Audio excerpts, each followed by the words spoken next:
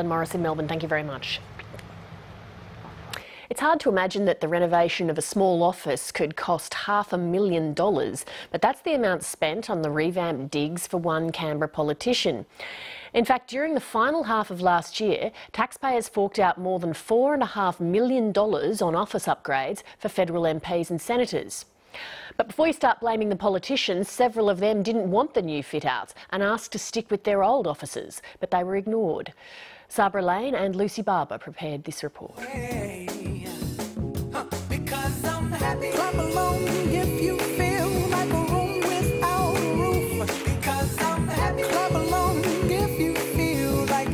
The modern work office. Funky design, complete with post-it windows, spiffy meeting rooms, activities areas to de-stress, including convertible ping-pong tables to ensure a balanced and happy work environment.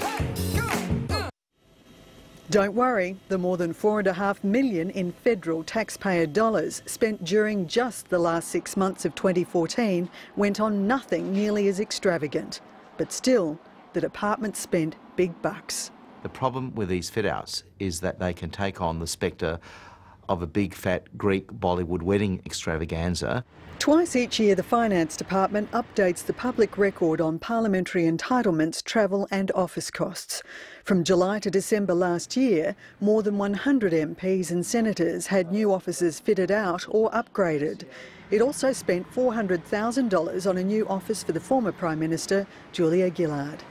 Political newcomer, Liberal Tony Passon, the member for Barker in South Australia, racked up the highest cost. His new office in Mount Gambier topped more than $500,000. The MPs want certain refurbishments done to their offices to make them functional. They don't know how much it will cost. It would be a good idea for the MPs and senators to have an idea of what the likely cost will be, because I know for my office fit out, it cost over $200,000 and I was shocked as to how much it did cost. That cost was incurred in 2010. The Finance Department is responsible for fitting out offices. Parliamentarians have little to no say. Well, I think it was excessive use of taxpayers' money.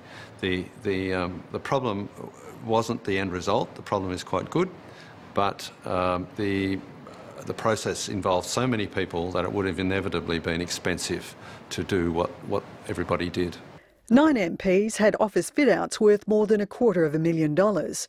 Many of them are parliamentary newbies, so the costs were inflated because they were setting up new offices. In Mr Passon and Tasmanian Senator Jackie Lambie's cases, the high price tag was also due to their location in regional areas. Senate crossbencher David Leyonhjelm is angry that his office cost more than $250,000. He's given 7:30 a tour of his office to show what $260,000 can buy. My office is the only one that's enclosed so that I could have private conversations. The rest of it is open plan.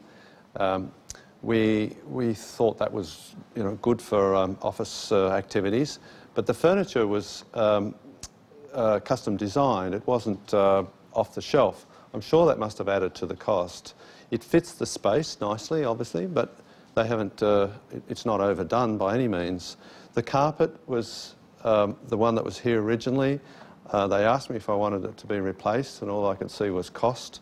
So I said no, it's fine, and it does the job quite okay. But as you can see, it's not palatial.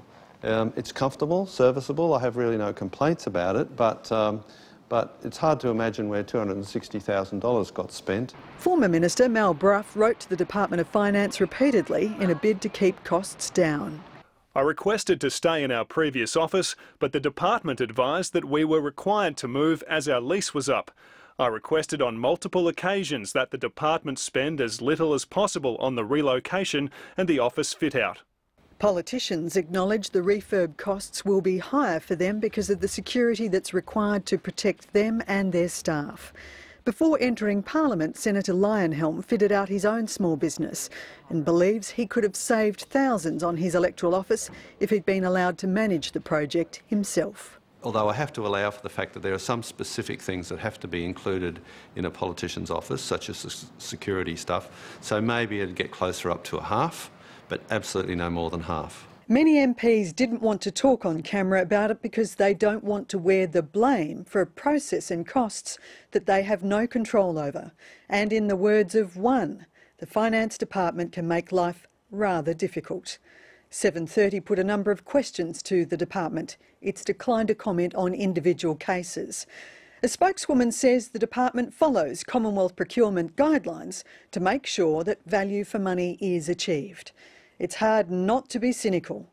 While MPs are unhappy, there's no momentum for change. Senator Xenophon has campaigned for years for greater transparency on travel entitlements and costs.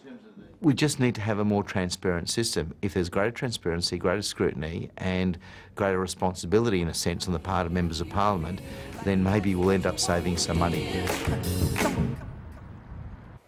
Sabra Lane and Lucy Barber reporting.